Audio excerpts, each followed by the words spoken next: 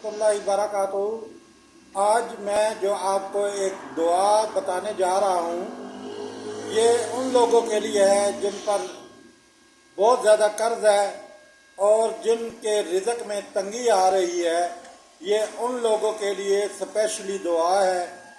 इस दुआ के ज़रिए आपका कर्ज भी उतर जाएगा और इंशाअल्लाह आपके रिज़्क में भी फराखी आएगी।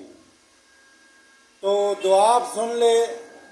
अल्लाहुम्मा अक्फिनी बिहलालिका अन हरामिका वागनिनी बिफज़लिका अम्मन सिवाक। ये दुआ हर नमाज के बाद एक तस्बीह पढ़ें, अव्वल आखिर दरूद शरीफ 3 बार पढ़ लें और हर नमाज के बाद एक तस्बीह जो है वो इस दुआ की पढ़े।